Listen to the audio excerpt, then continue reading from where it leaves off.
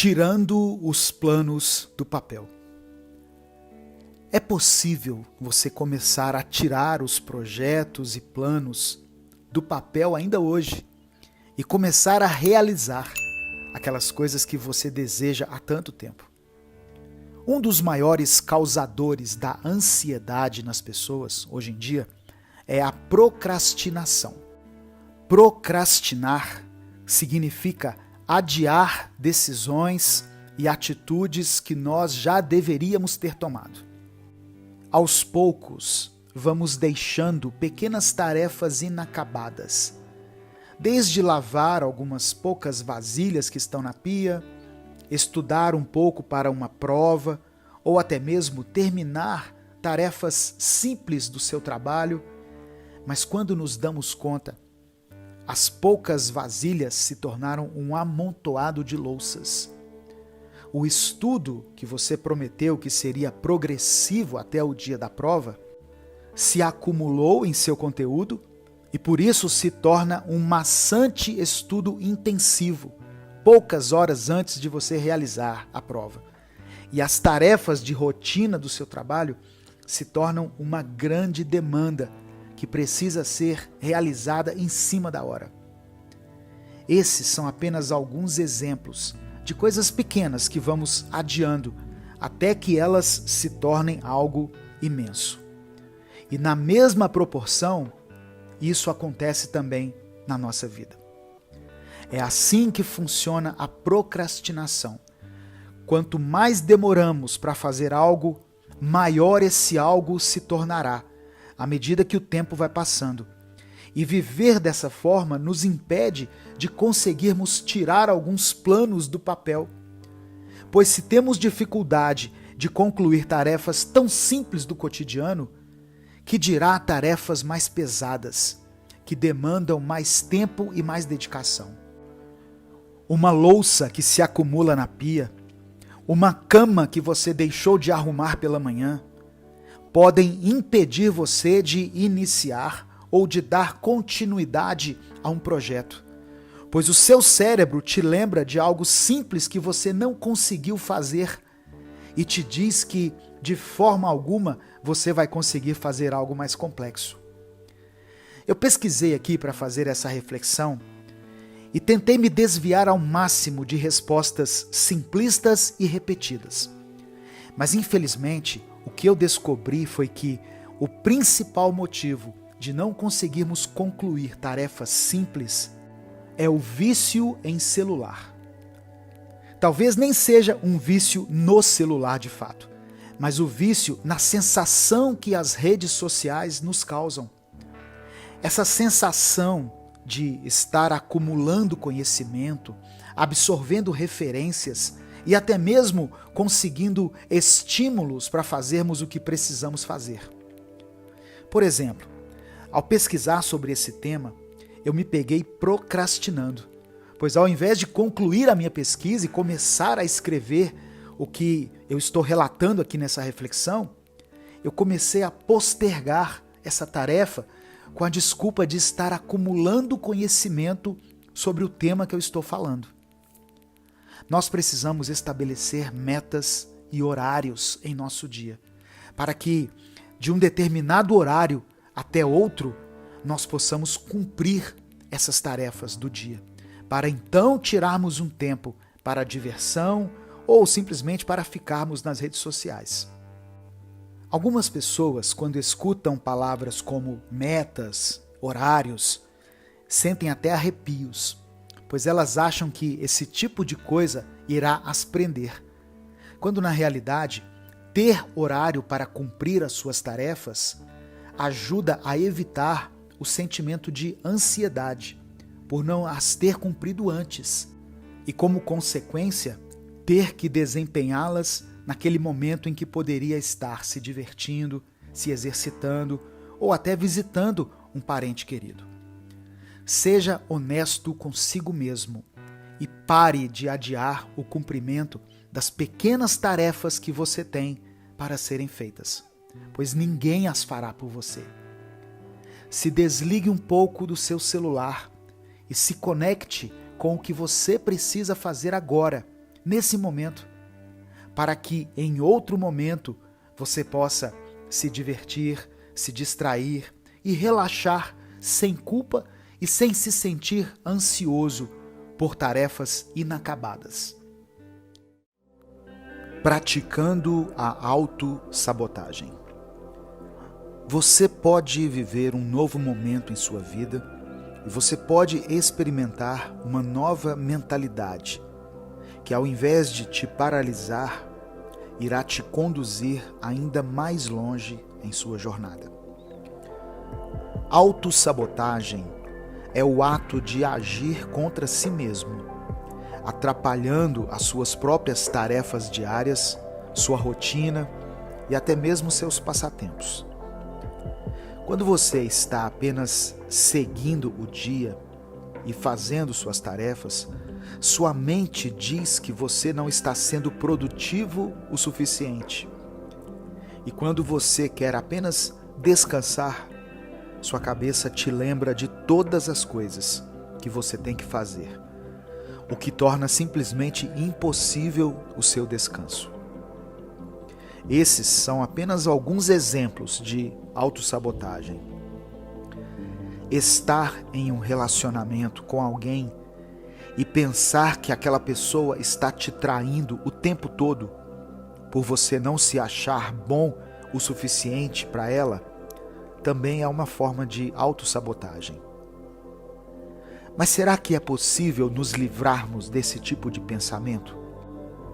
Quando pensamos em mudar de mentalidade, começamos a imaginar quais são as pessoas que estão ao nosso lado, que poderiam usar palavras de afirmação que nos lembrassem de quem nós somos. E sim, isso ajuda bastante, mas não dá para contarmos sempre com a ajuda dos outros, principalmente porque muitas vezes nós não expressamos aquilo que sentimos de fato, para que alguém consiga nos ajudar profundamente. Para sair de uma mentalidade de autossabotagem, você terá que fazer um esforço pessoal, diário, e terá que lutar contra isso de pouco em pouco, dando um passo de cada vez. O autoconhecimento é uma maneira de começarmos a lutar contra a autossabotagem.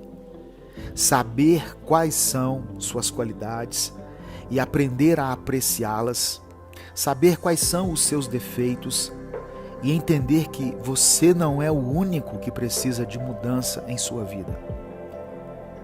Está tudo bem precisar de ajuda, precisar de mudança, fazer terapia, iniciar uma atividade física, mesmo que você não tenha vontade.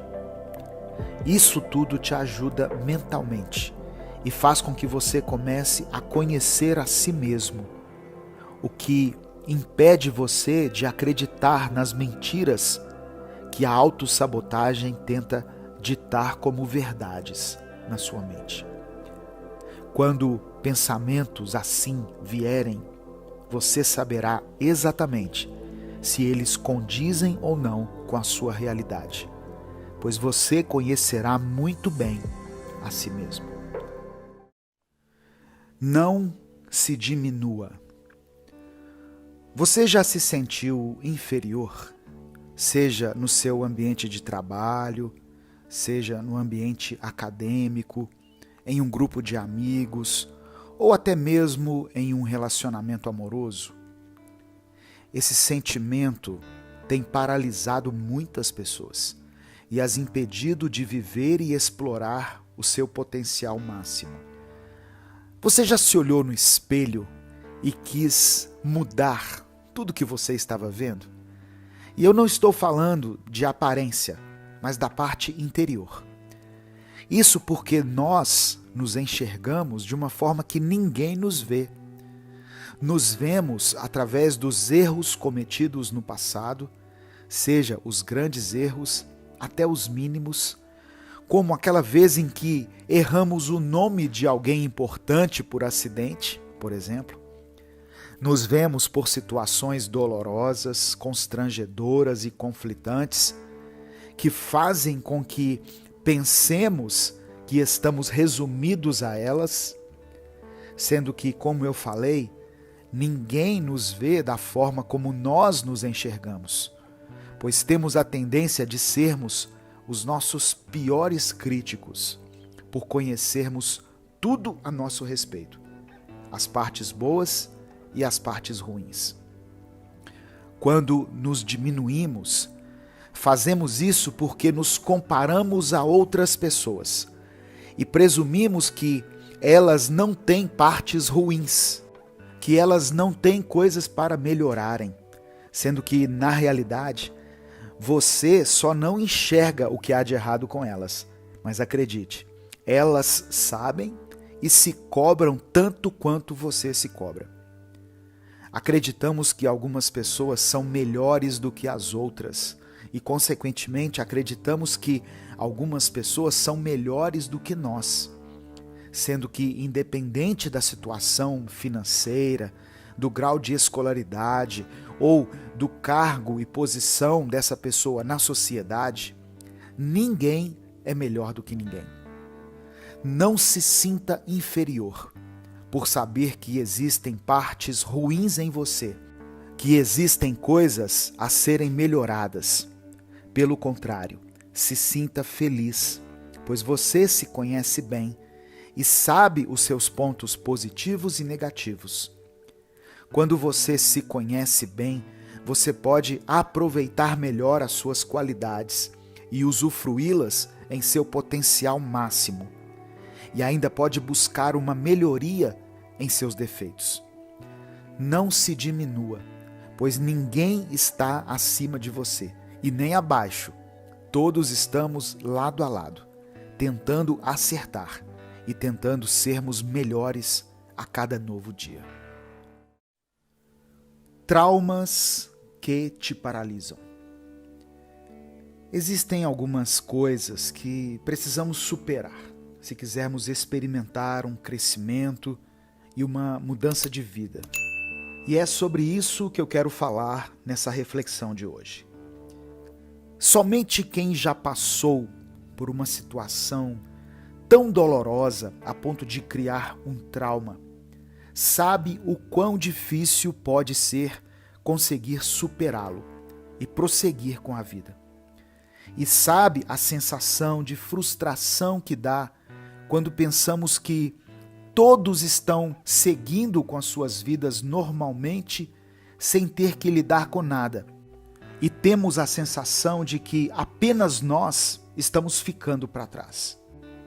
E não é que nós gostaríamos que todos tivessem coisas para superar como a gente. De forma alguma.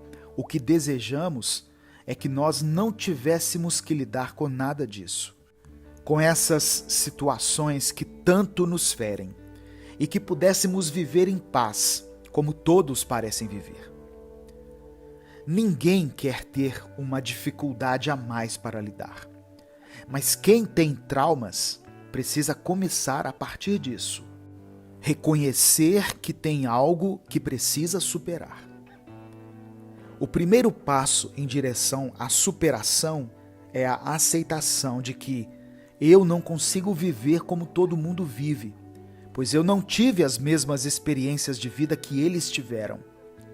Isso não te torna pior do que ninguém, e você não precisa ter vergonha de precisar de ajuda, pois a vergonha só atrapalha o seu processo. E é exatamente essa a segunda coisa que você necessita para superar um trauma: não ter vergonha de pedir ajuda. Está tudo bem não conseguir fazer algo sozinho, pois por mais que algumas pessoas façam parecer que elas não precisam de ninguém, acredite, em níveis diferenciados, todos nós precisamos uns dos outros diariamente, tanto para as pequenas coisas quanto para as coisas mais complexas. E a terceira e última coisa que você vai precisar é exercer a paciência. Talvez essa seja uma das coisas mais difíceis, pois quando estamos doentes, por exemplo, nós buscamos por remédios que nos aliviem imediatamente e, se possível, acabem com a dor que estamos sentindo. Mas quando se trata de traumas, estamos falando da mente e do coração, que são muito sensíveis e necessitam de tempo para se recuperarem e se curarem. Mas não desanime. Não pense assim: eu ainda não estou definitivamente bem em relação ao meu trauma. Ao invés disso, pense da seguinte maneira: eu estou melhor hoje do que estive ontem. Eu estarei melhor amanhã do que estou hoje. Pois é assim que nós conseguimos superar algo doloroso, com pequenos passos, dia após dia. Tenha mais calma ao falar. Por mais que pareça impossível para algumas pessoas, acredite, existem formas de você se tornar alguém mais calmo e transmitir às pessoas uma personalidade mais serena e mais leve. E hoje eu quero te dar dicas para você colocar em prática em seu dia a dia e se tornar alguém de fala calma e mansa. É estranho pararmos para pensar que o lugar em que nós mais nos estressamos é o nosso lar, onde deveríamos estar mais à vontade. Parece que quanto mais intimidade temos com alguém, mais deixamos de filtrar as nossas emoções e permitimos que todas elas saiam de nós sem considerar como aquilo poderá afetar o outro. Achamos às vezes que é até um direito nosso agirmos dessa forma com as pessoas que nos conhecem há mais tempo, porque pensamos da seguinte maneira: eu já me contenho o dia inteiro e tenho que agir com simpatia com todos no ambiente de trabalho. Então, por que teria que filtrar as minhas emoções até no meu lar? Porém, agir de forma calma, pensar 2 vezes antes de falar e respirar fundo antes de tomar uma atitude tem a ver com responsabilidade afetiva. Precisamos desenvolver uma consciência de que todos têm sentimentos, todos têm os seus problemas e as suas dificuldades, e não somente eu e você. É difícil enxergar o ponto de vista do outro, eu sei, pois às vezes parece que a nossa vida é um filme ou uma série em que nós somos os personagens principais e os outros não passam de coadjuvantes. Porém, todo mundo tem as suas questões a resolver. Não podemos despejar tudo sobre os outros, mas precisamos aprender a nos controlar. E isso não significa que não seremos verdadeiros com os outros, pois a verdade é importante. Mas a forma como a verdade é dita, como ela é expressada, também é tão importante quanto ela própria. Quando começamos a agir de forma mais calma e ponderada com as pessoas que nos conhecem há mais tempo, num primeiro instante elas poderão até estranhar e pensar que estamos querendo ser melhores do que elas ou algo desse tipo. E isso, obviamente, vai nos chatear no primeiro instante. Porém, não podemos desanimar, pois agir com mais calma é agir com inteligência. E é necessária uma certa persistência se quisermos fazer da calma o nosso estilo de vida. Pense que isso será benéfico para as pessoas que convivem com você, será benéfico para o ambiente que você frequenta, pois você estará promovendo harmonia por onde passar. E pense também que isso trará benefícios para você, pois essa calma resultará em uma mente mais tranquila, menos turbulenta, que consegue pensar nas coisas de forma mais clara, mais consciente e menos agitada. Não existe outra receita para quem quer ter mais tranquilidade na vida, a não ser essa. Haja com mais calma, e essa calma voltará para você. Considere a dificuldade dos outros Considere a luta e a falta de alguma coisa que essas pessoas também podem ter.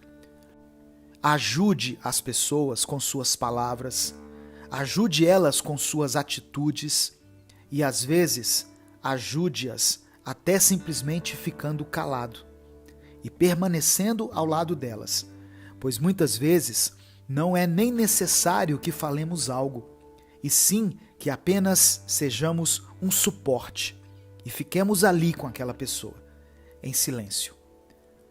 Claro, esse será um processo longo que vai exigir a sua paciência e persistência, e é algo que será construído dia após dia. Mas acredite, valerá a pena no fim das contas.